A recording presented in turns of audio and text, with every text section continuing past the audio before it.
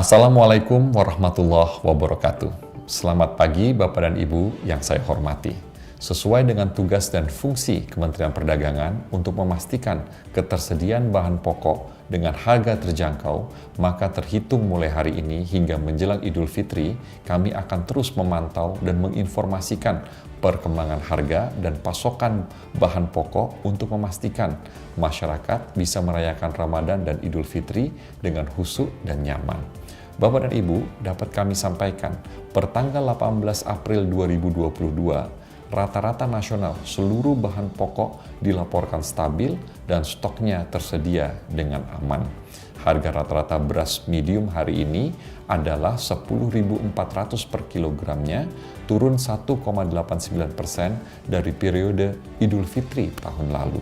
Beras premium stabil di 12.400 per kilogramnya, dengan harga terendah adalah 11.500 per kilogram di wilayah sentra produksi seperti Jawa dan Sulawesi, serta tertinggi adalah 13.500 per kilogramnya di wilayah Maluku dan Papua.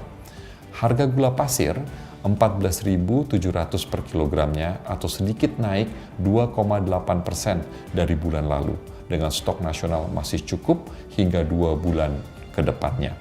Harga daging sapi adalah 133.100 per kilogram, naik tipis 0,6% dari minggu lalu, akan tetapi secara keseluruhan masih lebih rendah 0,82% dari harga saat bulan Ramadan tahun yang lalu. Daging ayam berada di 37.100 per kilogramnya, turun 1,07% dari minggu lalu. Sementara harga telur stabil di 26.100 per kilogramnya.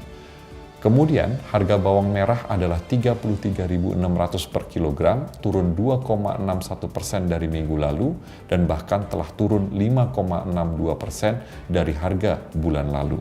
Bawang putih berada di kisaran 31.000 sampai 33.000 per kilogram, turun tipis 1,27% dari minggu lalu, sementara harga cabai turun cukup dalam, yaitu turun sekitar 13,2% dibandingkan minggu lalu, dengan harga tergantung daripada jenisnya di 42.000 sampai 49.400 per kilogramnya. Harga tertinggi adalah untuk cabai merah besar di 49.400 per kilogram dan terendah untuk cabai merah keriting sebesar 42.000 per kilogramnya.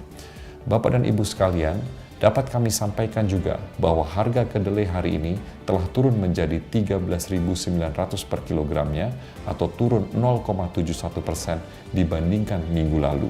Berdasarkan perkembangan harga futures di Bursa Kedelai Internasional akan berangsur turun mulai dari akhir Mei tahun ini.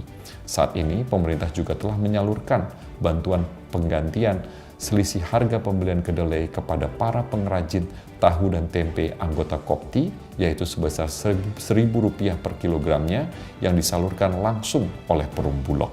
Kemudian untuk tepung terigu relatif stabil di 11.300 per kilogram dan harga minyak goreng kemasan premium berada di 26.300 per liter dan kemasan sederhana di 23.700 per liternya.